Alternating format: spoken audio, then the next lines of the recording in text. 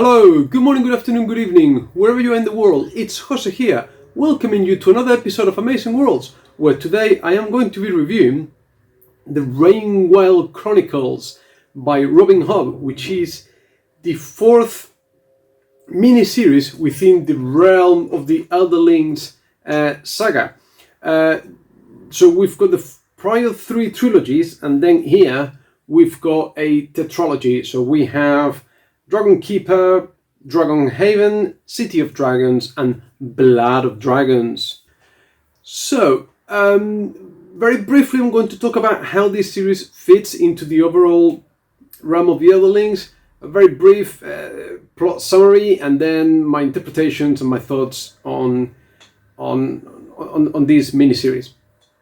Basically, Rain Wild Chronicles sits well after the events of everything else that comes before, so the Fascia trilogy, Lifeship Traders, and the Tonyman trilogy, but concentrates more on the Rain Wild's Bingtown kind of characters that we met in the fantastic Lifeship Traders, and the story goes on from there. So we finished Lifeship Traders with the dragons swimming upriver and forming their cocoons and see what happened.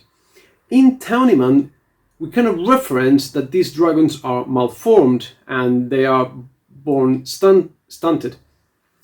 Here we actually know what happened. So yes, the dragons, because everything that happened, they stayed too long in the sea, they form their cocoons too late. When the dragons come out of their cocoons, they are stunted, they cannot fly, they cannot develop properly. They are basically more of a nuisance than a source of pride for the Rain Wild Chronicles, for the Rain Wild people. Chronicles, anyway. And the dragon Tintaglia that saved Bingtown in Lifeship has disappeared, it's gone away. We know what she's doing with the dragon that she meets in Townyman. So she's kind of abandoned, forsaken her offspring and her dragon keepers and all that stuff. Anyway, so what happens is the Rain Wild people get fed up of kind of being subservient to these dragons that are nothing more than a drain of resources. The dragons are getting grumpy, getting fed up. They're getting really, people kind of they don't like the situation. They're miserable. They're making everyone miserable. So they decide, the Rain Wild people decide, to let these dragons go away and find the mythical Kelsingra, the city where dragons and elderlings, kind of human people, sort of used to live together. And that's all of book one, that's all of 400 pages, is deciding what to do with these dragons. Dragon Haven, which is book two, is the whole journey upriver, trying to find the city of Kelsingra.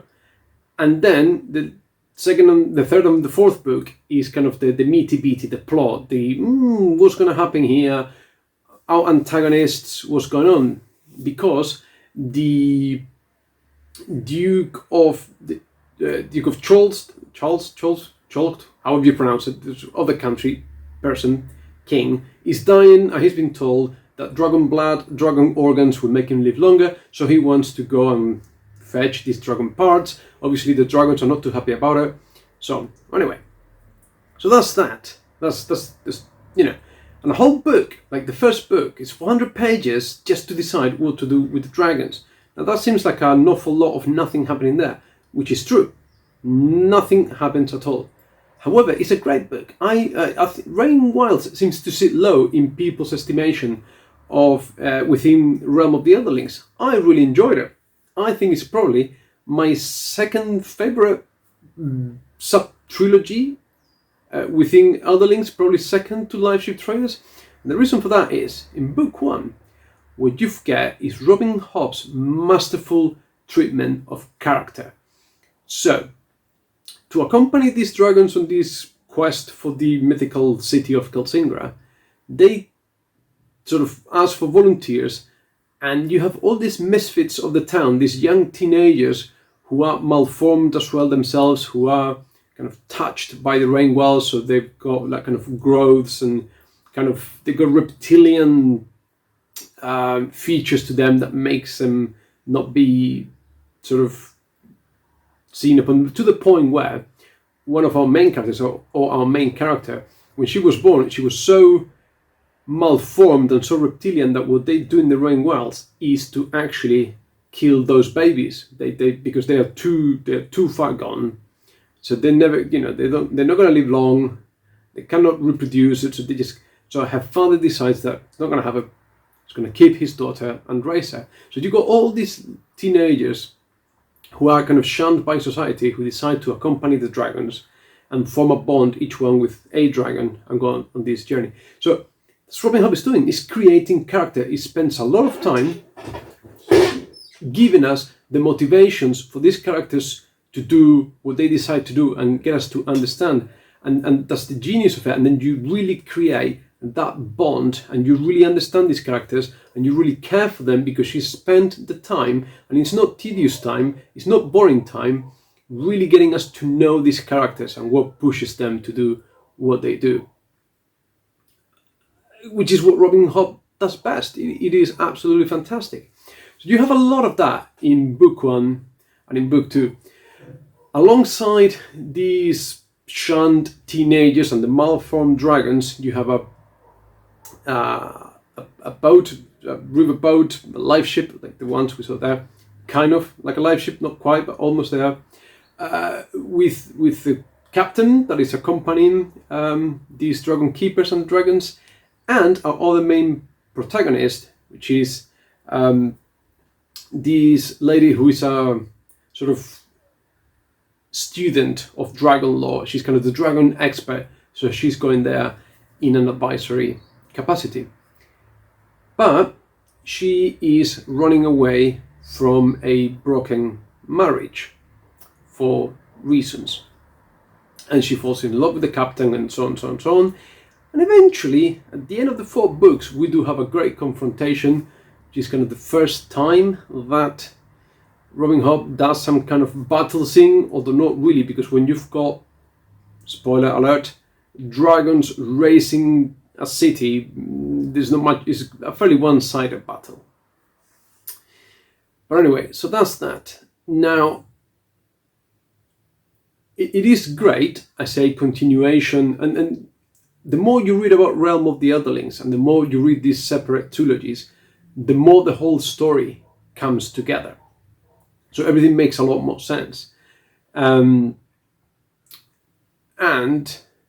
what I would say right now is possibly a lot of people read Farseer trilogy first, they fall in love with the Fitz and the Fool characters, and rightly so, and they want to skip Life Ship and Rain Wilds just to continue reading about Fitz and the Fool. But I think that's a mistake, because the whole world is so much richer and the whole story is so much better, and it makes so much more sense when you read it as a whole, that I think skipping it is almost criminal. And, dare I say, Life Ship is the superior trilogy out of everything I've read so far. So you'd be really doing yourself a disservice by not reading Life Ship. And Rain Wilds has got some callbacks to characters from Life Ship traders. That is, I think, it's a necessary step in order to continue the saga.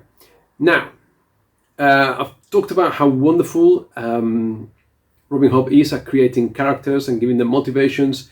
A bit like Life Ship, in these non-Fitz and the Fool stories, she concentrates more on female characters. These are her kind of feminist books, and there are some major themes in Rain Wild Chronicles. So the whole thing about these teenagers who are touched by the Rain Wilds, who are seen as some sort of defective or problematic because of their malformations and all that stuff, has got some very really clear parallels with real life. And I mean, these books really did tug at my heart more than any of the other ones, because as a parent, it deals with so many issues about parent-children relationships, and if your child doesn't conform to the norm, how do you deal with that? And recently I've been experiencing, unfortunately, a bit of that at home, because, as you may or may not know, my children are mixed race, my wife is black, and we live in a predominantly 99% white town in Spain, and my kids are the only mixed race kids in their school. So unfortunately, recently we had to deal with some of that. And at a time when I was reading Rain Wild, and everything that was hinted at or touched upon in these books felt very personal to me, and maybe that's why I really enjoy them so much. So not only you've got that, but these questions about, is it right to let children with severe malformations die? Is the right thing to die? Is it to let them die? Is it right to give them a chance at life, short as it may be? And those are questions for each one to ponder and think about. And there is a great deal as well of the approach to sexuality and relationships. So because we have teenagers that for the first time in their lives are leaving the home environment and are just hanging around with each other, they start to develop close relationships. And by close relationships, I mean, there you go. And you've got the whole spectrum of girls who decide that they want to wait for the right guy and the right circumstances or whatever. You also have the girls who are a lot more free-willing, free-riding, a bit more promiscuous. And Robin Hobb doesn't pass judgment. She's just presenting the whole spectrum of approaches, and you pick and you choose what's right for you. And another one of the themes of the series is about you're breaking away from home, you're going to a new place, you can make up your new rules. You don't have to live by the old creed. You can start. Well, these kids have been given a chance to start a new society, so why should they do as they've been told to do? So there's all of that conflict going on. And again, another theme that sort of threads through the whole Elderlings saga is issues about sexuality, homosexuality. So here we have some very openly homosexual characters, and again, it's how that is shunned in society. But now in Kelsingra, they're starting a new life. They can express themselves freely and be who they want to be without anyone passing judgment. And there's that as well. And we had a little bit of a discussion about this and these themes when I did the Farseer trilogy live discussion with Jolien and Derry. So if you haven't done so, please check it out. I'll leave the link in the description below because it was a great conversation. And Derry really is a scholar of Elderlings and Robin Hobb. And I'm really looking forward to doing the next discussion with them, plus anyone else who wants to join. So there you go. I really enjoyed Realm of the Elderlings, Rain Wild Chronicles. The first 3 books I almost read back to back. Then I get myself a week break between the 3rd and the 4th book, and then I finally read the 4th book. They are very easily read. I think the longest one maybe 500 pages, so they read really easily. Hobb's writing, it's just great. It's succinct but it can be poetic as well. She really does have a knack for touching on human emotions and human nature and just being observant about it. And I don't think I have read an author that writes better relationships, better romance. I would say not only in fantasy, but in literature as a whole.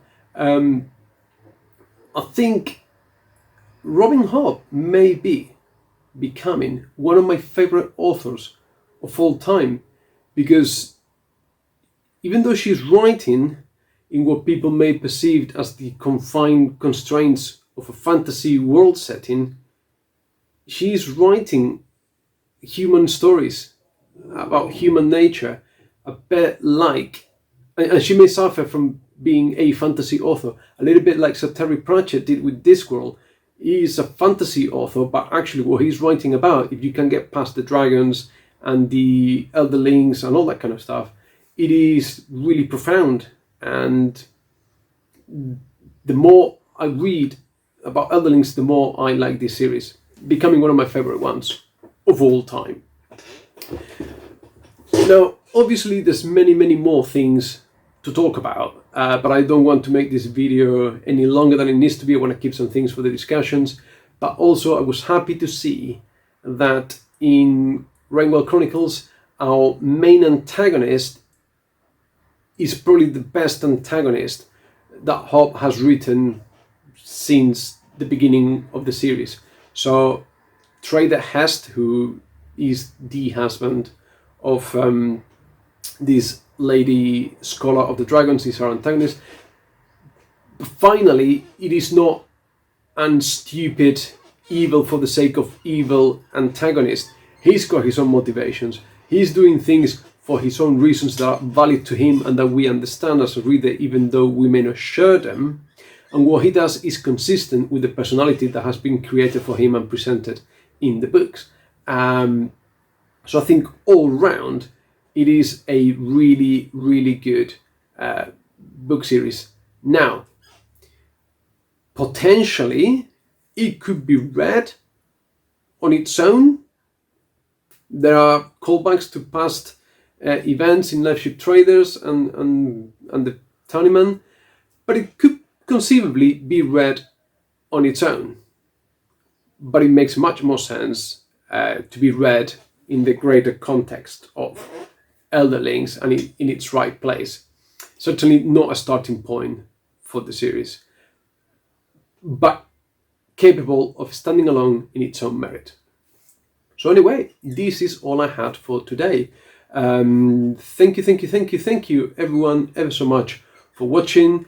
Please, as usual, like, subscribe, comment. Let me know what you think. Let me know how quickly you would like to see the discussion of Lifeship Traders with Jolien, with Derry, with whoever wants to join. Please let me know. Until next time, take loads and loads of care. Bye.